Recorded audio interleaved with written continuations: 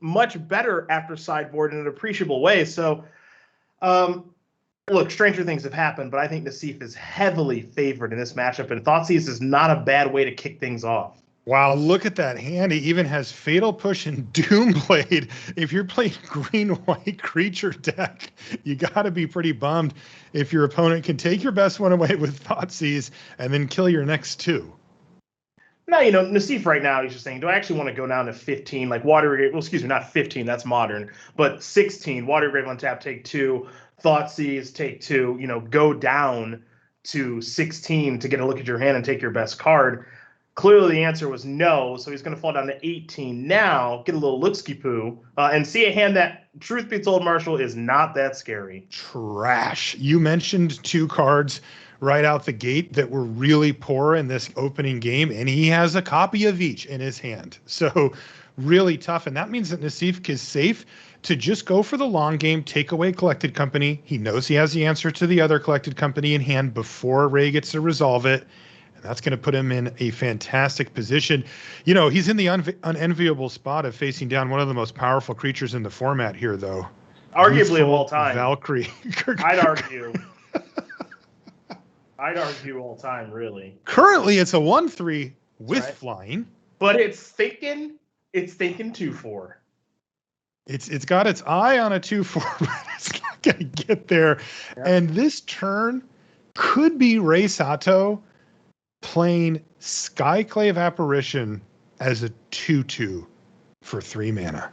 3 mana 2/2. Oh my God, that is not the world that you want to live in if you're Rei Sato. You have to kind of feel for him here. This is an extremely tough matchup, it seems, and the way that this game has played out has made it much worse. Yeah, and Nassif has drawn 2 copies of Thoughtseize to take both copies of the Collected Company, right? So that means that Sato's best card in the matchup arguably is Collected Company, and now they're both going to hit the graveyard. So those are gone. Nassif has removal spells and Fatal Push and Doomblade, yada, yada, yada, to take care of this 2/2 and 1/3 at his leisure. And then, we'll see what the draw steps yield here for both players. But if you're Nassif, you got to be feeling pretty good. Not a bad draw there, though. For Sato and Linvala off the top of the library. Okay. And you do a lot worse. You see Nassif's eyebrows go up. Yeah, he says, oh, that's actually not the worst.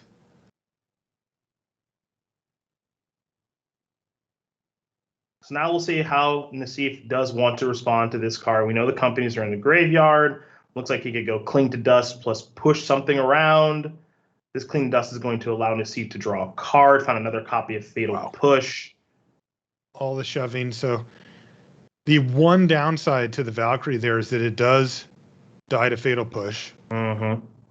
It's the only thing I can think of off the top of my head. And it hits the graveyard here, but there's 5 power on the board. There's also removal spells in hand here for Nassif. Now, Cedric, assuming that Nassif's able to stabilize this board, what does the actual victory look like for Nassif? Like, how does he win the game? What does he deal a bunch of damage with something? Is there a mill plan? Like, what is he on here? Just kind of at his leisure, really. He could win with really anything. A little Shark Typhoon action, Narset, like commit memory, draw 7, you draw nothing, that sort of thing. Nassif can really. This is the kind of control deck that Nassif loves to play because it's like, I don't know, I'll win eventually. It's more so that you can never win.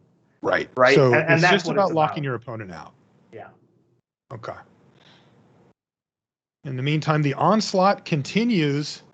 A replacement Youthful Valkyrie in a hand here for Rei after chipping in for 2 damage with the Skyclave Apparition. Down to 11 goes Nassif. He's going to cycle a Fetid Pools. He is down to, okay, cancel that order. Yeah, that'll work, right? Commence the end game, sure. Needs a 6th land for it, but that'll work. He also finds himself a little counterspell here with Mystical Dispute. He has Cling to Dust in his yard and another Fatal Push. Yeah. Nassif just pushing around the Angels deck here. Rei found, one of his creatures he can actually cast to get around Mystical Dispute, and that is going to prompt Fatal Push here from Nassif.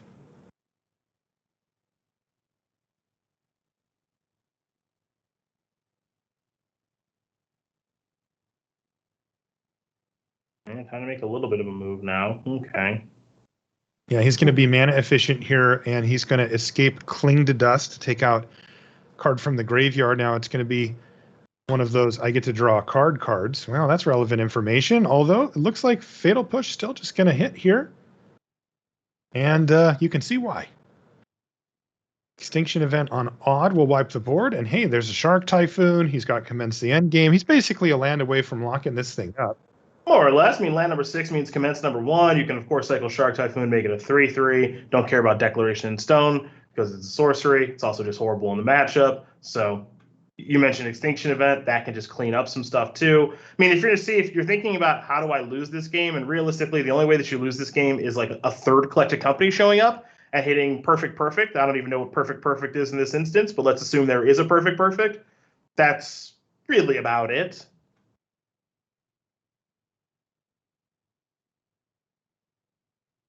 Stage 1 is hiring a secret agent to knock out Nassif's internet. Oh, see, it's good. Sometimes I think that might be in the sideboard. Right. The internet knockout strategy. Yeah, that's something that you might not want to pull out really at any point. But here we go. Nassif again, he's able to just basically deal with anything he wants. He's going to make a shark looking for a land, which, by the way, he found in a drowned catacomb. That's going to open up that commence the end game. But he also just gets to gobble up the Skyclave Apparition. Even though it was just a 2/2, it's just like, sure, I'll take it. And even though a card like Declaration in Stone can be an answer to things sometimes, it's not like it's a positive answer to things, right? This isn't where you want to be. Yeah. I mean, and Rei's actually considering not casting it. Just, is the card more important, or the clue or whatever? But sure, he's going to fire it off. Let's get that shark out of here. Nice sorcery speed answer, says Rei Sato, as he can't really do much but let a Skyclave Apparition die. Now we're going to see land go. And yeah, the perfects, I don't think they existed, as you alluded to, said, and they certainly didn't show up here for Rei. He's drawn 2 lands in a row. We are in the end game now. Yeah, Rei Sato, though, gets bonus points for playing around it. Sure. He didn't attack. And in the meantime, he's going to scoop him up. So game number 1 is an absolute bloodbath for Gabriel Nassif. And as we talked about coming in here, said, is it going to get any better for Rei post-board? Well, take a look at Rei's sideboard. Here's the first thing. These Skyclave Apparitions and Declaration in Stones, they get to lead, right? So that's already a step in the right direction. Shaper Sanctuary, okay, sure, don't mind those. Thalia Guardian Thraben, that's 4. Dovin's Veto, that's 6. And a Miscast is 7. Okay, so I actually I guessed this correctly as far as cards going in and cards going out. I'll take my raise at any time. For Nassif, it's similarly easy, right? Mystical Dispute's bad in this matchup. Don't really need to search for his concept. Commence the endgame, you can do better than that as far as a win condition is concerned. And then Cling to Dust, it looks like he wants to get away from a couple of those for, you guessed it, more removal. Legion's End, Baleful, the Mastery, God Eternal Kefnet, which gives him a different angle, but also just a large threat. And then Grafdigger's Cage as well, just a one of fun of. So I would say that things get appreciably better for Nassif after sideboard, and also because we are, Marshall, talking about an open deck list tournament, Nassif knows what's coming in, right? It's just face-up information. You've got some counter spells, you've got some annoying Thalias, a couple copies of Shaper Sanctuary that I prefer you didn't draw, but could still probably overcome. Okay. Yeah, I mean, you know how annoying it is to see a card like Thalia on the other side if you're the control player. I mean, you're looking to use a lot of your mana. Most of your spells are non-creatures, if not all of them.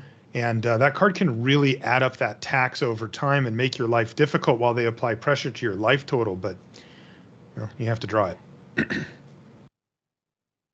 So you see what's actually a pretty good hand here for Sato, and Collected Company, Shaper Sanctuary, Righteous Valkyrie, which, is just a nice threat to have. Sanctuary is the more important card here as far as drawing one of the sideboard cards, and Collected Company is something to work towards, assuming that it ever does resolve, since we certainly didn't see that happen in the last game. Okay, so stage 1, there's the Sanctuary hitting the battlefield. That'll make it much more difficult to deploy the same type of game plan that Nassif did in the first game. But he also has a much different draw than he did in the first game. His first draw was quite one-on-one removal heavy. And as you can see here, he's only got Drown and a lock for that at the moment. Sato put a Selfless Savior on the bottom of the library, but has another one here. As we see land start to flow into hand here for Nassif. Can't ignore that Brainstorm, which we haven't actually seen get cast all that much in this particular deck yet. No. But it is, of course, a very powerful tool for any deck that has access to blue mana. So it looks like Nassif may be starting the turn there, and he is. And let's see what he can find here. Baleful Mastery, Cling to Dust, and a second Shark Typhoon. A lot of action here for Nassif, no doubt about that. Yeah, but how do you want to set things up? It looks like he just wants to put a couple of lands back on top, going to play a Drowned Catacombs untapped, and just kick the turn back. So Nassif knows that he's going to be drawing a couple of lands. So he's got lands, let's see, 1, 2, 2 on top, 3, 4. So the first 5 land drops are sewed up, and now it's about how do I work my way through all this nonsense? And, not a bad draw here for Sato again in Thalia. Yeah, Nassif does have the option on using Cling to Dust to just cycle here. If he'd like to just work his way through his library here, he can just get rid of his own Brainstorm. There's no cards in graveyard right now for Sato. Now, Thalia is a touch awkward in combination with Collected Company, insofar as it's going to make Company cost 5 as opposed to 4, and Sato only has 3 lands. So this is something that Nassif could actually, in a weird way, use to his advantage. Insofar as saying, okay, I actually don't mind this Thalia being on the battlefield for a little while because that means you're 2 turns away from casting Collected Company. So just a minor thing to kind of keep track of as we work ourselves into the mid game here. Yeah, Thalia hitting the board, though, is definitely an annoyance here for Gabriel Nassif. The real question is, can Rei Sato back it up, right? 3 a turn, okay. If you can make that 5, right, get Righteous Valkyrie down and have these cards actually stick for a turn cycle or 2, now you're talking business. Now Rei Sato is taxing Gabriel Nassif every turn. If Gabriel decides he wants to use a spot removal spell to kill Thalia, he's going to end up giving him cards with Shaper Sanctuary. And it's a nice little, we'll call it a soft lock here from Rei Sato. Now, it all comes falling apart if there's a sweeper of any type or anything like that, and Nassif has any type of decent life total. There's a Field of Ruin. Work ourselves towards a little Shark Typhoon action.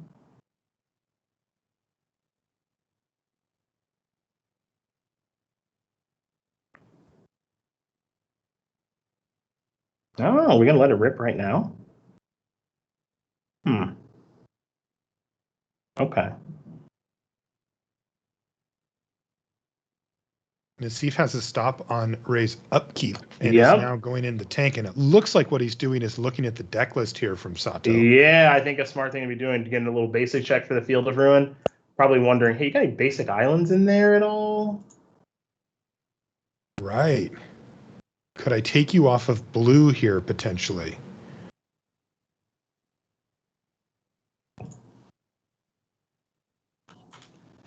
It's basically just a numbers game at this point. Yep. He doesn't have any information about his hand.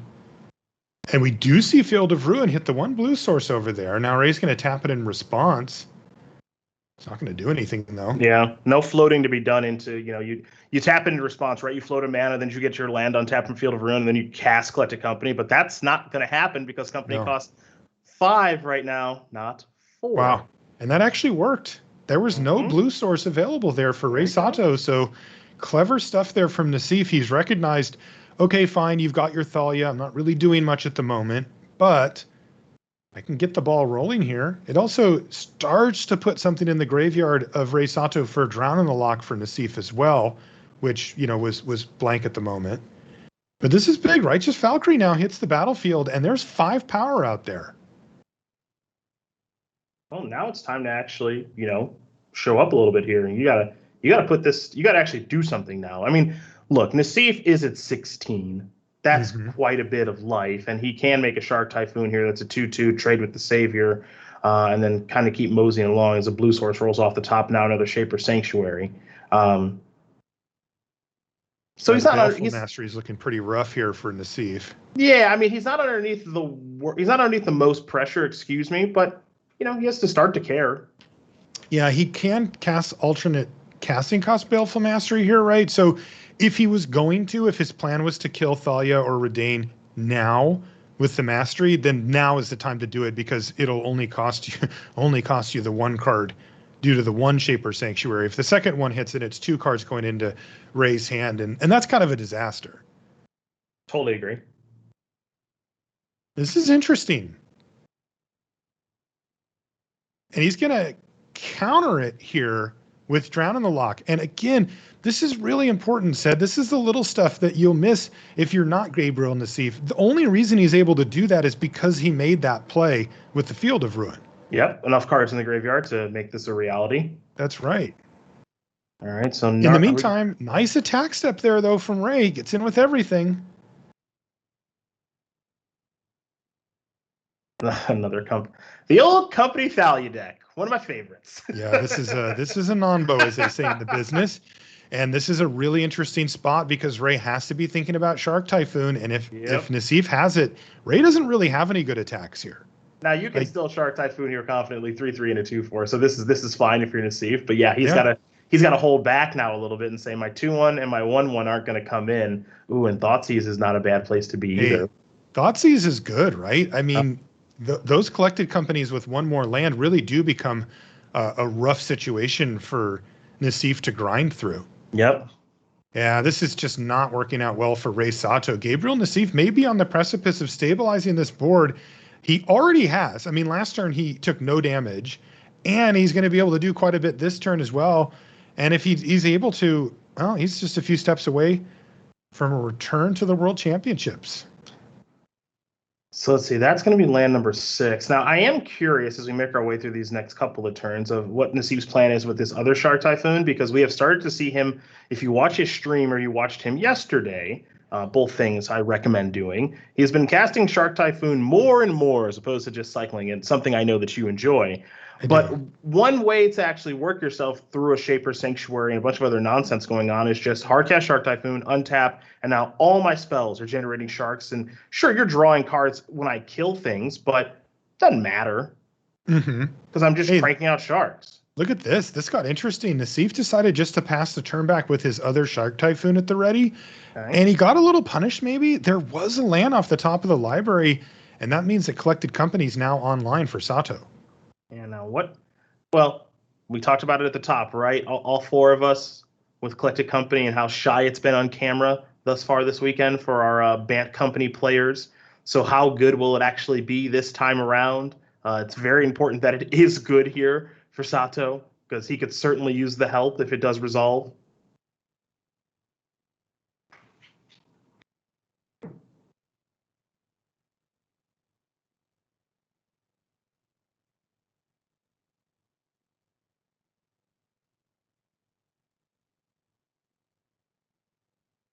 Are we going to make an attack? Are we going to main phase Collected Company? Are we going to end step Collected Company? Are we going to play Collected Company in response to something? Some real decisions. It's going to be an end step, but this will open up the window for Sato to fire it off. Okay. Well, he decided no attacks for the turn.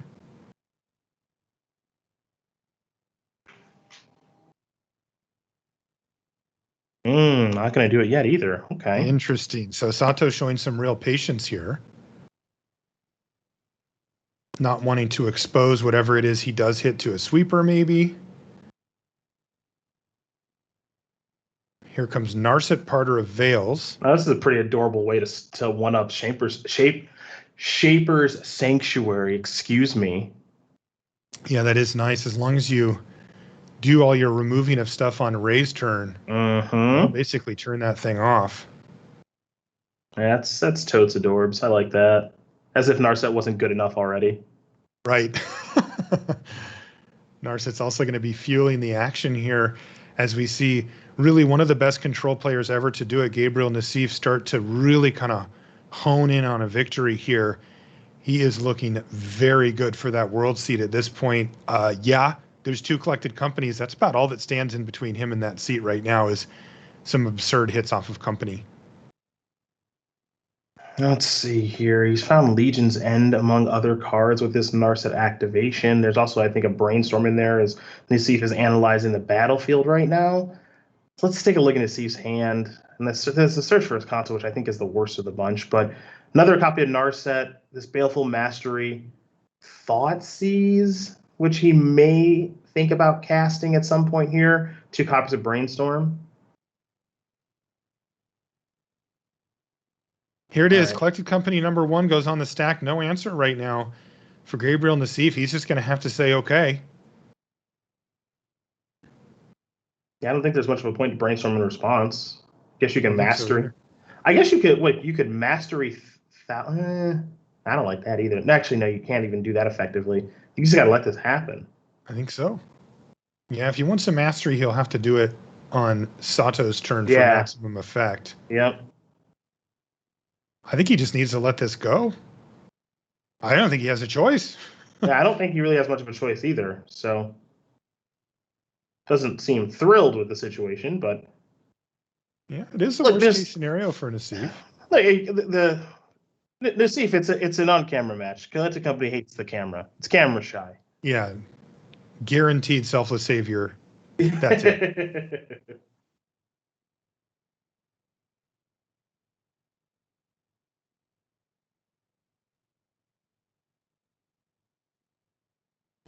So I All think right, he's thinking about Baleful mastering perhaps the Righteous Valkyrie here. yeah, He is going to do so. giving a card away. He doesn't want to have the whole entire team getting +2/+2 if this thing goes poorly. Ooh, into another Collected Company. That's 3 of them drawn for Sato. That is what needs to happen for him to find a win here. And he actually hit well too. Resplendent Angel and Linvala. All right. Those are real. Those are very real. Now, those are flyers in the face of Shark Typhoon.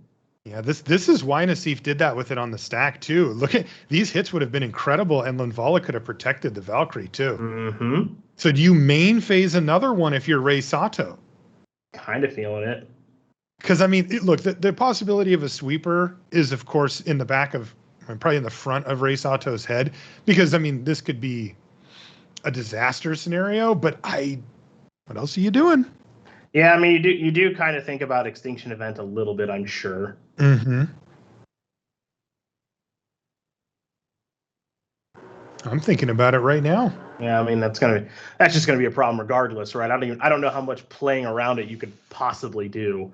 There's maybe the old hope you never draw it strategy. Don't have a lot of control over that though. Oh well, we've made our decision on where we're attacking. Hello. And this is without having cast Collected Company, at least yet. This could be a really interesting one.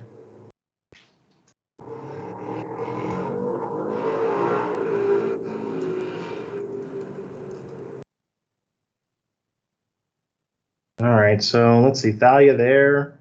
Yep, and Shark. So Shark on Linvala and Shark on Thalia. Okay. Maybe. What? I want to see Ray fire off the Collected Company and try to hit something here. Be pretty interesting.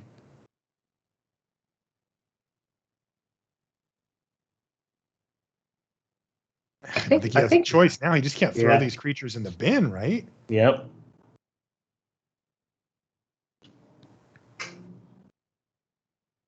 All right, so let's start here. Sacrifice that. Creatures get indestructible. Okay.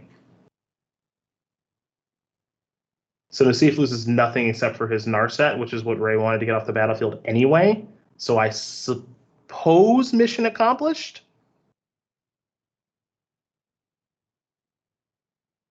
Okay, so he trades off Linvala for the Narset on the battlefield. Okay. He still has 2 Collected Company. He's still behind on board. Yep. But he's in this thing.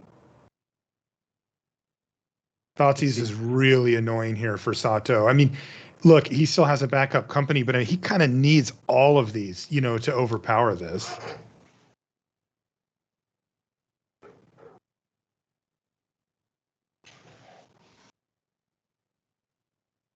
So one company left, and it's going to have to be a good one, to say the least. There's Extinction Event. There's the problem.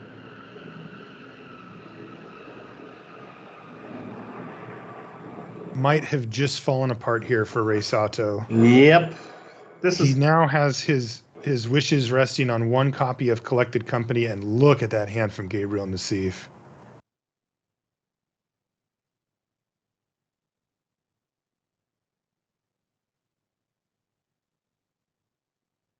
Yeah, and now Nassif gets to kind of go through the iterations too of, is there anything that I want to shuffle away because he has a fabled passage?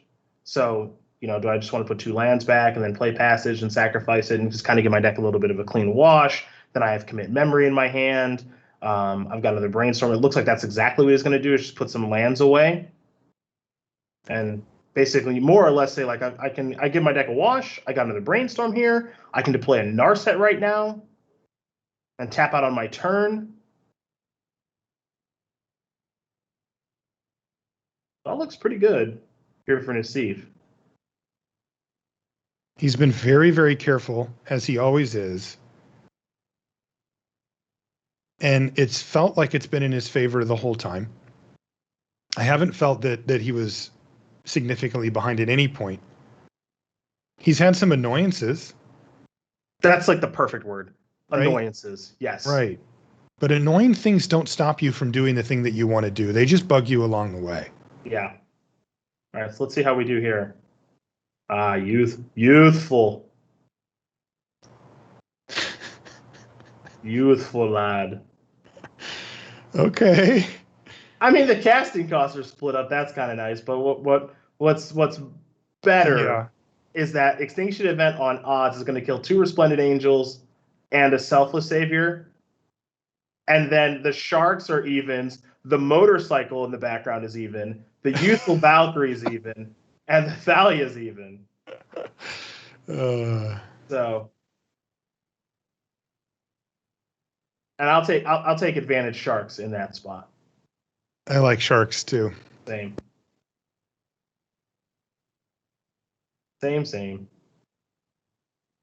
So as long as the seat doesn't die this turn, somehow, some way,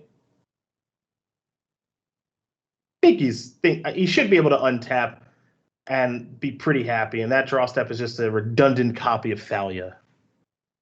Yeah, it doesn't look like it's in the cards here for Rei Sato. A little bit of a hold your breath moment, but I mean, Rei's deck isn't really built to get blockers out of the way much. He does have the 6 mana for the pump. True. Block. That matters. It's just not quite lethal, is it?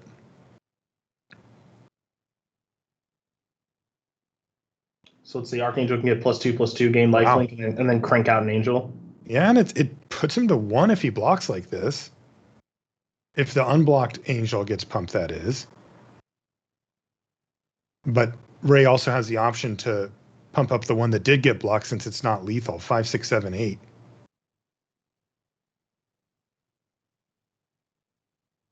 This is exciting. Yeah. We got ourselves a little something here. So if you're blocking like this means, let's see, you're gonna keep your 4/4 Shark. Your 3/3 is looking to trade there. I'm just trying to figure out when Nassif wants to extinction it. How Nassif is trying to extinction event, basically. Right. That's what he needs to set up for, right? Yeah, that's all that matters. And I feel like Nassif is trying to do things in such a way that the Selfless Savior gets sacrificed. Maybe. If the Selfless Savior gets sacrificed, like, he wants to keep as much stuff as possible so that he extinction events and basically wipes everything and then can push the last thing, right? Like, that's the plan. Right. That's the idea. Exactly. Yeah. Okay, so his blocks have been locked in. This is a non-lethal attack. In fact, it's going to be 3 short of lethal, but the 4/4 Shark stays alive for Nassif. The Angels, well, we're locked in now to what we're going to name with extinction event. So now you have to, well, do you have, let's see. So you extinction event odds, you kill 3 things. You get to push like a token. You have a block, you have a 4/4 for the other 4/4, and then he's still in trouble. The casting costs feel like they're varied enough that he's in trouble still. Agreed. The 2 copies of Resplendent Angel are very much there. Now, yeah, I think I was gonna say, I think you start with this. Like, he drew God Eternal Kefin. I think you start here. Wow, he has options on a second extinction event. Can he just cast both? Yes. Oh, he can just double extinction event here? I was gonna say that's got to be it, right? You just slice it up. and you just clean Rei up everything. Sato's like, sure, buddy, you got Yeah. an extinction event. Oh my God, he's going to win this off of double extinction event. And I think Rei Sato's face really says it all. Yeah, that's the perfect fine, right? You do this That one is on disgusting. You do one on odd. But wait, there's What's more. it? And, I want to get it's that interesting attack in. because the block on Thalia is what opened up this. Yes, it is. So now you do one on even. You clean everything up. Sato doesn't have haste in his deck. He's just going to play a Thalia. No one cares about a Thalia right now when you look at Nassif's hand of God Eternal Kefnet, Brainstorm Commit, like just this awesome hand of cards. And the only thing left now for Rei Sato is to play out a Thalia. Yeah. It's pure misery now for Rei. This is the point in the game where you really need to top deck collected companies, and he's already burned through 3 of those this game. Yep. So very thin. Righteous Angel, probably one of his better draws. The old sweeper versus aggro strategy.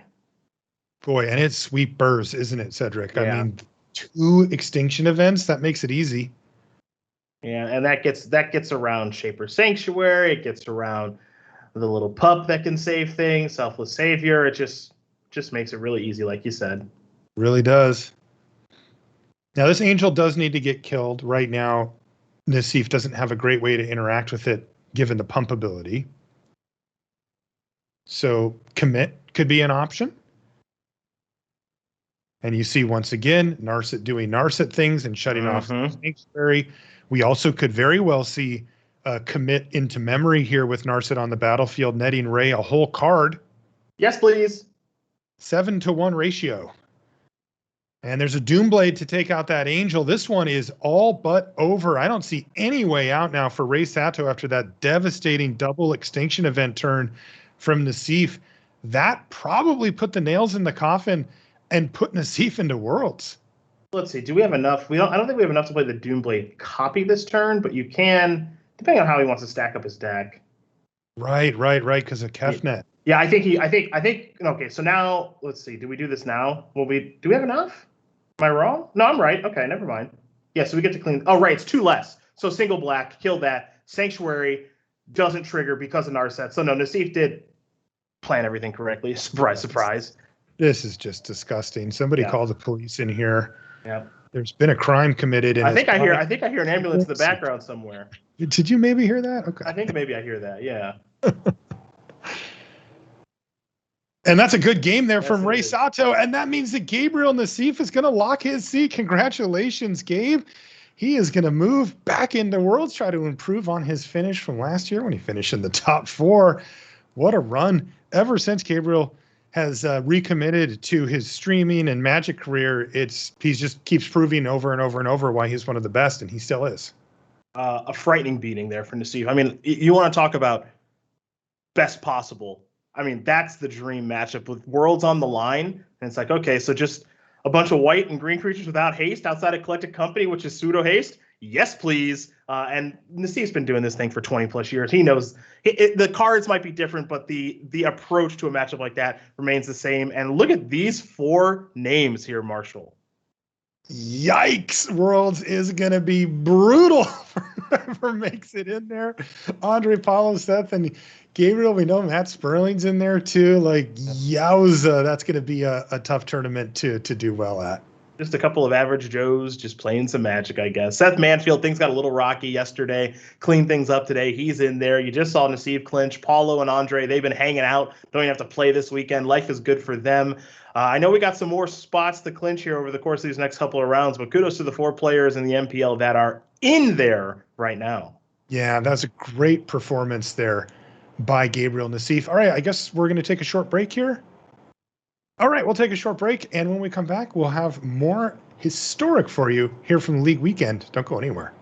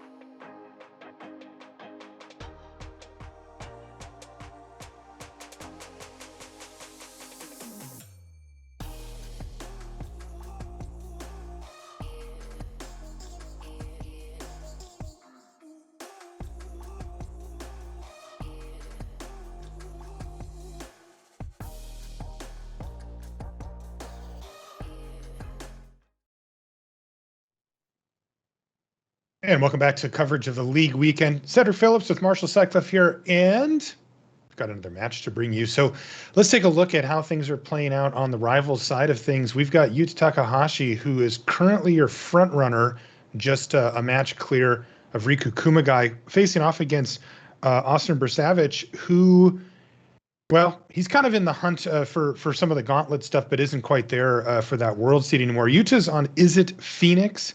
On the other side of the battlefield, Is It Phoenix? We got a bit of a mirror match here between these two players, Sed. Some similarities and some differences between the lists. Mixing up the numbers of Vox of Agonish, you are, of course, going to find 4 copies of Arclight Phoenix, Bright Dragons, Storming Entities, Brainstorms, Faithless Lootings. That stuff's pretty obvious at this point. Removal Suite does differ from player to player. We're seeing like one main deck copy of Fry there for Yuta, where we don't see that for Austin. We're seeing Magma Sprays, and Pillar of Flames, it looks like, and Lightning Axes and stuff like that. So some subtle differences here and there. I think things get a little bit interesting in the sideboard games, and I know we're going to join this third game in person. And we're seeing here for Bursavich 2 Gust, a Fry, a Miscast, 2 Mystical Disputes, and a Soul Guide Lantern, where there's 2 Soul Guide Lanterns, a Mystical Dispute, 2 Lava Coils, and then 2 Anger the Gods. So some different approaches for a very similar strategy here in the mirror match. All right.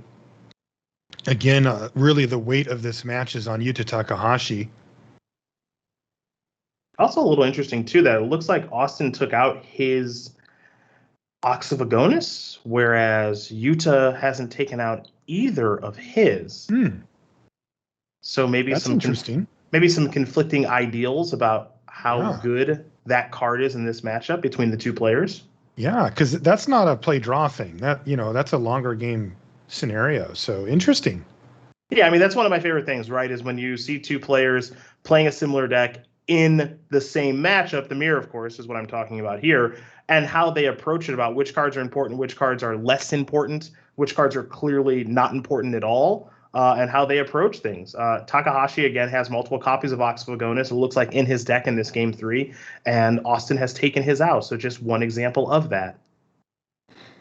Okay, bit of posturing here from both players as they get their mana under them, maybe get a little bit of card selection going, but no fireworks just yet from either player. You can see Yuta going kind of big here. He now has 3 4-drops in his hand, 2 Crackling Drakes, which are very powerful if they resolve here, and then an Arclight Phoenix as well, but no real way to do anything else, just a Mystical Dispute, a land, and a Magma Spray. Although there's a target for that Magma Spray. You see Arclight Phoenix number 2 going into hand here for Austin. Well, let's get a little brainstorm party going. Yeah, he'd love to see a Faithless Looting. Ooh, there's one. Okay. Ask, and sometimes you shall receive. Yeah, well, at least that works for Austin. That was a really nice pickup for him. That gives him a way to not only get both of the Arclight Phoenix in the graveyard, but also with the Brainstorm or the Opt that he's got, he can get them back this turn as well, if you'd like.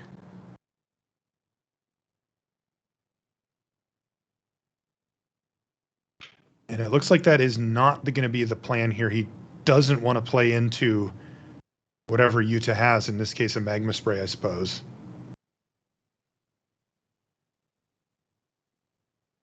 Well, there's the looting. Okay, so he is going to go for it here, just in the reverse order. Fair enough. Maybe a little something different going on here for Austin. There you go. All right, so the looting does come out, and that means that an Opt or a Brainstorm is good enough here. Wow, there's Storming Entity if he feels a little threat light. That means he's going to get 2 Phoenixes down. One of them's going to get nabbed by a Magma Spray, but he's going to be chipping in here for a good 3 damage, and he's the first one on board. Yeah, kind of getting the party started. So you see, this is the Phoenix aspect of things after sideboard, but also with these Izzet decks and these Izzet Phoenix decks, you can also see very quickly Crackling Drake and its impact on the game, because that thing is so big. Fortunately here for Austin, already has an answer, it looks like, in Fry. Yeah, it's just, how long do you want to play that game for, right? I Fry your 2-for-1. That's a tough one for the long term for Austin. If he can make this game about the short term, then that can work. Yeah, now, if you're Austin here, I'm curious about how you want to navigate through this turn, because Fry is a very simple place to start. You've also got Expressive Iteration. You've got Storming Entity to work itself into the equation. Do you want to do some brainstorming plus fetching? Which way do you want to go? Also, your land drops matter. Fabled Passage is going to enter the battlefield untapped. Spire Bluff Canal will not. So there's some things to consider on this turn. Yeah, the most obvious play is this one, right? This allows you to keep the damage flowing, but beyond that, there's a lot of options here from Austin's perspective. Yeah, I mean this one, as you mentioned, is the most straightforward, right? Fry, entity, play it, scry to, yada yada yada. But Bashing. what this does is it makes your brainstorm a little worse without a fetch land. It sets back your Spire Bluff Canal a turn as far as having access to 5 mana on the 5th turn of the game, stuff like that. So it all adds up, but ultimately it looks like Austin took the most straightforward line, which is again just fry that Crackling Drake, play that Storming Entity, and mosey on along. Wow, Yuta with a really nice brainstorm here. Sees an Arclight Phoenix plus Faithless Looting. He also has access to Fry. And is that a Lava Coil too? Wow, double Phoenix in the yard this turn for Yuta. This is fireworks for him. Yeah, these games can get pretty swingy sometimes, and you're seeing that on display right now, right? Perfect little Faithless Looting, 2 Phoenixes in the graveyard. You mentioned Fry. That'll take care of the Stormwing Entity. That'll clear the path for both those Phoenixes, and it's the 3rd spell to come back, and also leaving up Mystical Dispute with that Sulfur Falls. So this is a beautiful turn here for Takahashi. The question now is, do you attack him with both, one, or neither? Both. Well, you know what I want to do. All of them, says Cedric. Yuta carefully going over his options. He does have a better long game set up right now with the Crackling Drake in hand, but that's going to change here. Expressive Iteration. Is this going to get countered? Oh, Mystical Dispute hits it. Yeah, now do you want to dispute back is now a question that you have to think about. Do you want to maybe brainstorm a response? I mean, Expressive Iteration is so incredibly powerful that it looks like we're going to have a fight over resolving this card drawing spell. Yeah, that's a tough one because it's going to leave you with not much mana to spend whatever it is you find with your Expressive Iteration, and it's 2-drop, effectively 2-drop. And this is exactly what I was talking about. Wow, that's Fire Bluff. So yeah, you called it. This is what I was talking about a turn ago, where it's like it's straightforward to just go Fry plus Storming Entity, but by doing that, that means that your 5th land, the Spire Bluff Canal, doesn't enter the battlefield untapped. And now that Expressive Iteration, I mean, a little bad luck there for Austin, but that Expressive Iteration could have been awesome. Instead, it just kind of stunk. Now all he can do is play Spire Bluff Canal, and now his Arclight Phoenix is just on defense. And now it's gone. Bye-bye. So there it goes. And by the way, that's now 2 exiled Phoenixes here from Austin's perspective. Is this one falling apart? Here comes Crackling Drake now from Yuta. Yep, no dispute to counter that. We use that in the fight for the Expressive Iteration. Gust is a temporary answer to things. I don't know if it's a good one, so Iteration is going to have to do some work here, and it really didn't. That 2-turn sequence there from Takahashi was just devastating from Austin Bursovich's perspective. He was actually right in this, and it just completely fell apart. And look at the last card in hand for Yuta. And that's a good one. And that's one that he's elected to leave in, that Austin has actually sideboarded out. So it might feel like right now, Marshall, that Yuta's out of gas, but we know that's not even close to true. Not even. Here comes Stormwing Entity putting 2 lands on the bottom. And he gets to play the land off of the Iteration here as well. Opt is what's drawn here from Yuta, but he's got business. He's going to attack with everything here. Play one way. Yeah, and this is going to force a chump block too.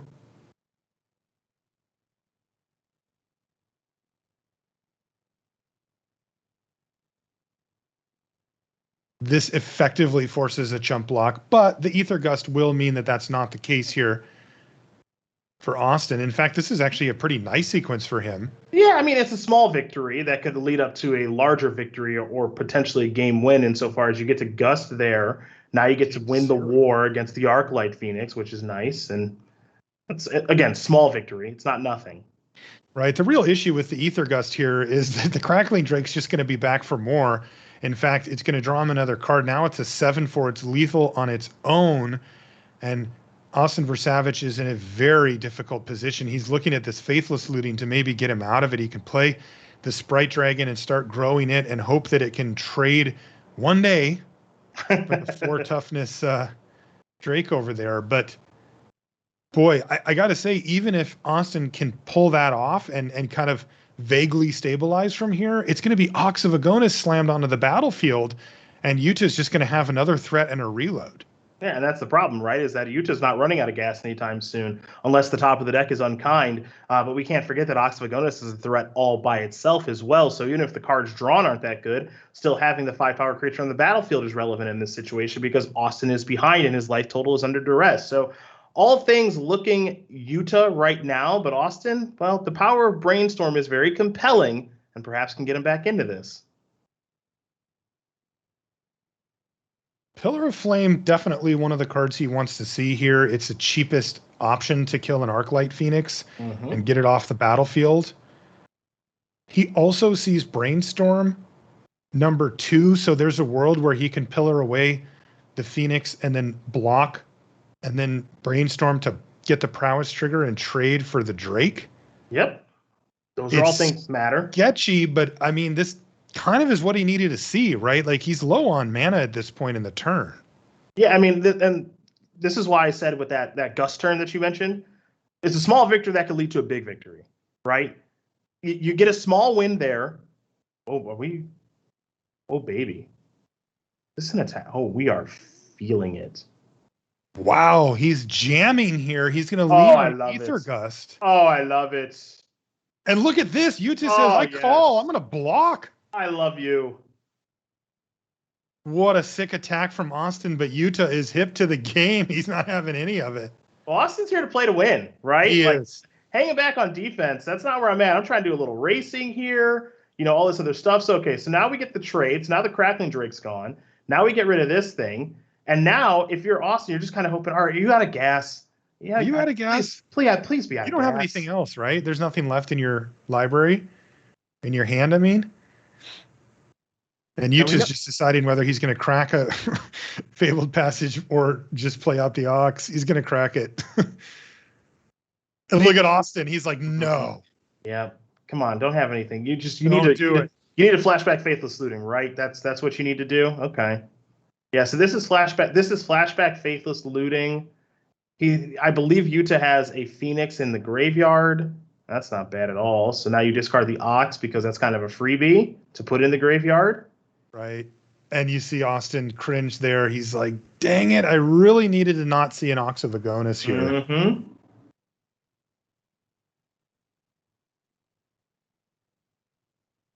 So Utah's just selecting the cards for escape here, and then we're going to see Ox of Agonis hit the battlefield. Utah very clearly left this card in his deck. It came to this weekend with multiple copies in the main deck and left them in the deck for the matchup. Looking pretty good here. Trigger on the stack. He gets the opt, which is good sequencing. I would expect nothing less from a player of this caliber. Okay, now we get to opt again, which means that that's the third spell for Phoenix. Faithless Looting and 2 opts. Right. So that's pretty juicy. Yeah, right now Austin has 2 card draw spells on top of his library. So he's going to be able to see a bunch of cards on his turn, but are these big hitter turns from Takahashi just too much is the question. Takahashi also having set himself up with Faithless Looting and 2 lands in hand, so he's going to see a lot of cards next turn too. Yeah, I mean, that was a really, really good turn for Takahashi, but we could have another good turn here for Austin, and it could start with Expressive Iteration. Yeah, he's going to see a Brainstorm at least, then 2 other cards. Okay. It's another Sprite Dragon and a Faithless Looting. He has Ether Gust in hand that he can use to fend off a threat. He's fallen down to 4, so he can even take a hit from a Phoenix.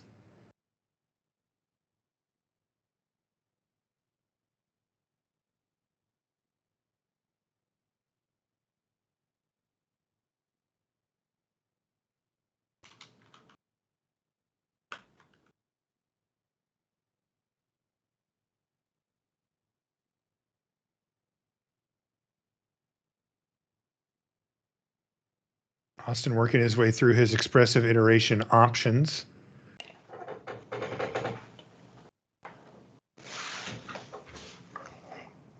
Really no wiggle room here at all for Savage. He is just in one of those situations where he's going to have to take on a significant amount of risk and just kind of hope it all works out. Yep, and Brainstorm is where we're going to start with the hoping and the sort of whiffin-ish. Interesting. So he sees no land here, leaving himself just 1 untapped land, but he did find Lava Axe, which he can use to kill the Ox. And that would give him a big enough Sprite Dragon to block the Phoenix. Yep. Wow. I want him to attack so bad. I really do. He's gonna hold off this time. I mean, probably better to. There's a Sprite Dragon though off the top here for Yuta Takahashi. Okay, it's getting real. So if he can get this thing big enough, we could just be done. Yep. Faithless Looting, draw 2. Well, okay, 2 spells to discard. Yeah. Opt is found. Opt is good, but even if he gets the Drake big enough now, it's not going to quite equal the win. It could be a chump block though. Yep. Or at least force the Lightning Axe out of hand.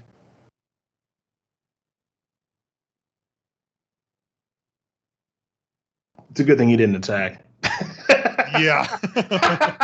Soul Guide Lantern now for Yuta. Oh, that was pretty good. I was kind of feeling it a little bit there. It's probably better that he didn't attack, though. Probably a little better that he gets to survive now instead. Still, this is not a good position. He gets to train off with the Ox, in his mind, hopefully, kill the Drake and go to 1.